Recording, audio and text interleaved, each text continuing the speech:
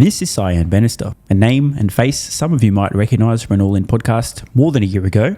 If you're not familiar with Cyan, she's awesome, a great investor, and almost certainly has bigger balls than just about everyone watching this video. How did you get into SpaceX? How did I get into SpaceX? Luke Nosek. Okay. So if you haven't interviewed him, you should put him on your list because he's really cool.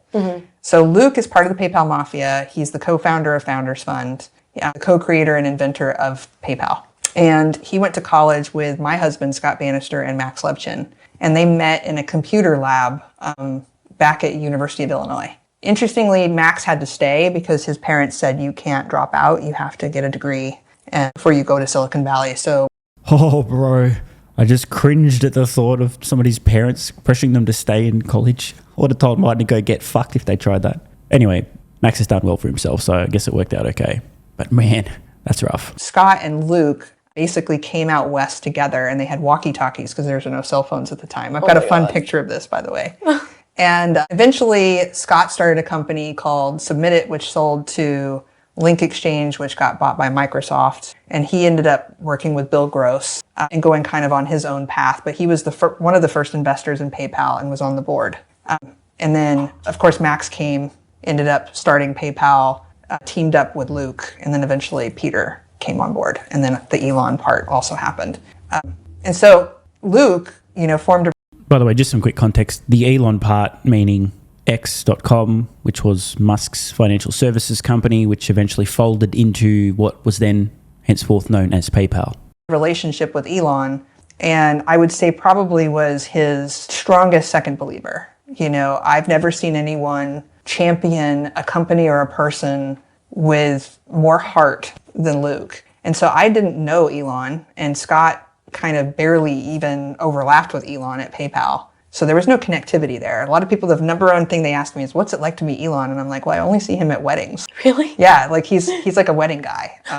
Those people that you only see at funerals and weddings? Well, Elon's that guy for me. Oh my God. Yeah, so when my friends get married, he's there. And which is amazing that he makes the time, by the way, that he actually we should probably stop for a second because there's a clock going off. Anyway, it's amazing that he makes the time and actually shows up to these weddings. But what got me to invest in it was Luke came over to our house and So Luke, as in the guy that Cyan was describing as the strongest advocate for Musk, not just a big fan early days. But she said that she's never seen somebody advocate so strongly, be such a strong champion of any person or company before. In other words, he's essentially running around saying, bro, this guy Elon is built different. I'm telling you, there's something about this fucking guy. Probably a signal worth paying attention to. Obviously, a couple of decades later, and we know his intuition was on the fucking money, quite literally.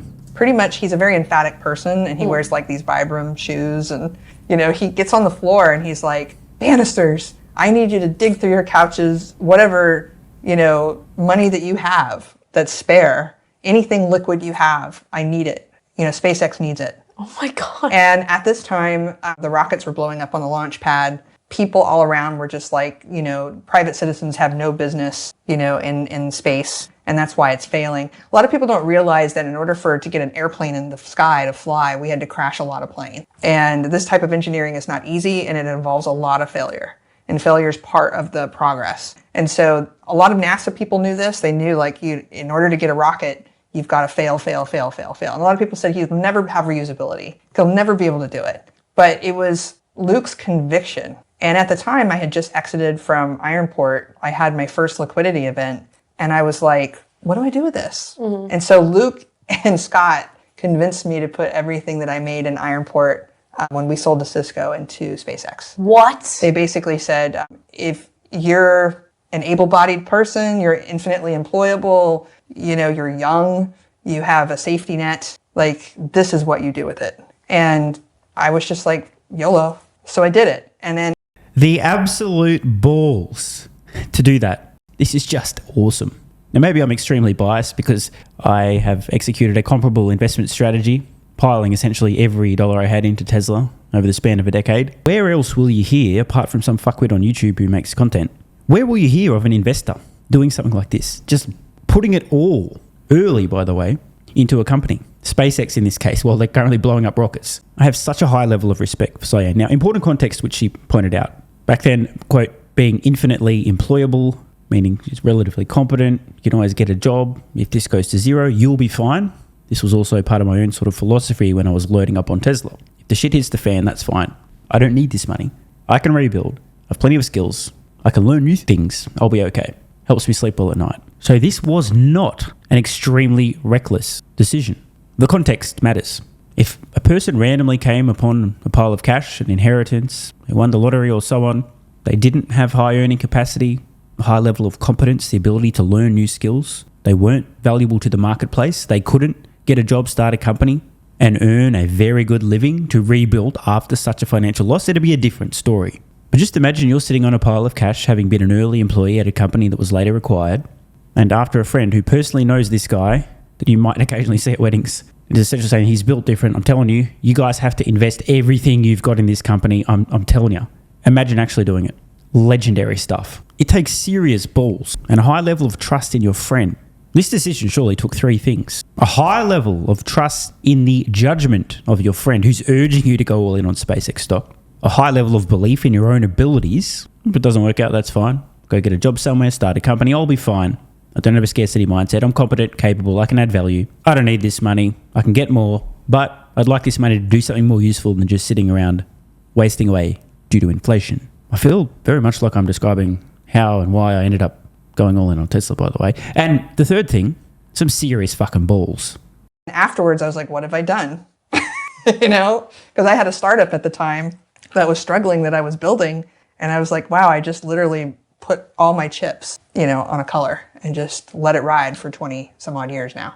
And it ended up being the best investment I'll probably ever make in my life. This is such a great story. She's still holding SpaceX stock today. Invested about 2 decades ago. But this is really, really early. At no point along the ride did she panic, sell out, or decide I better lock in my profits. And by the way, I won't throw Cyan under the bus completely and accurately estimate how much cash she may or may not have invested, given the fact she was an early employee at a company that sold a while ago. But let's just use a nice round number that you guys could easily multiply.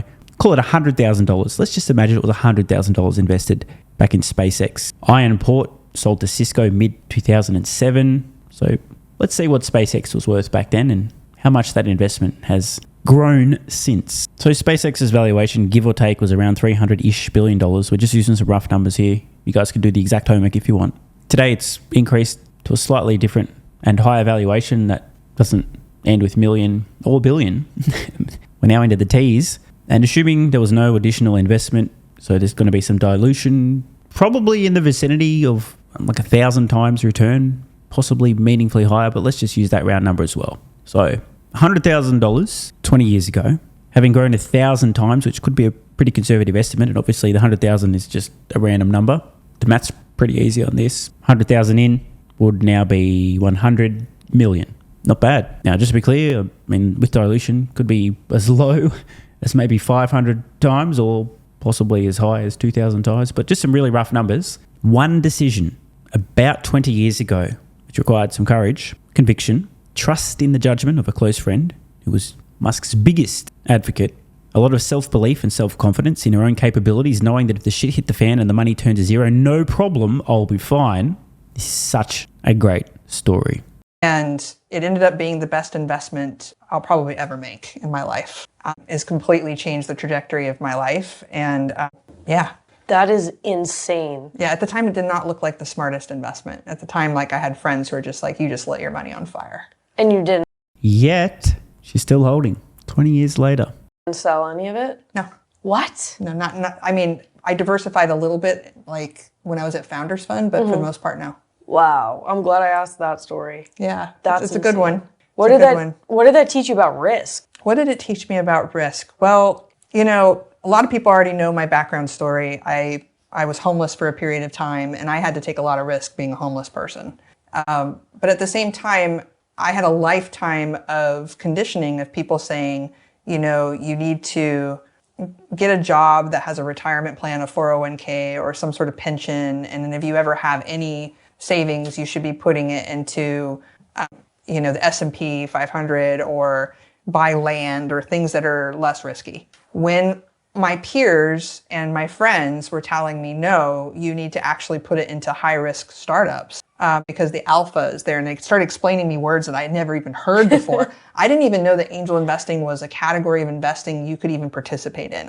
On that note, by the way, go check out the full podcast. Definitely worth watching. Molly's crushing it. It's a great conversation. I am reminded of something I saw on a video only yesterday by some guy discussing risk-taking when it comes to investing. Just to cue this clip up, I agree with every single word this guy said. The most important rule of investing, believe it or not, is the sleep at night factor. Can you sleep well at night? And that's really going to depend on your risk profile. I'm not here to tell you what your risk profile should be because I'm not you, so I don't know how well you'll sleep at night. But generally speaking, it is important to know that if you invest like a pussy, which some people, that's the best strategy because otherwise they can't sleep well at night, okay? But if you invest like a pussy, you must expect that you will produce the investment returns of a pussy. How else could it be? But just like if you live the life of a pussy, expect to have the life, you guessed it, of a pussy. Thanks for watching. If you appreciate the content and want to support the channel, check out the links below where you can get early access to daily videos, unlock hundreds of exclusive pieces of content, and plenty more. AG1 has been part of my daily health protocol for almost half a decade. It's packed full of vitamins and minerals and helps me fill in nutritional gaps while supporting energy, digestion, and immune function. It also has prebiotics and probiotics to promote gut health. I take my health very seriously, and so should you. Try AG1 today by visiting drinkag1.com/SMR or click the link in the pinned comment and enjoy a free welcome kit with vitamin D3 plus K2 and AG1 travel packs. That's drinkag1.com/SMR.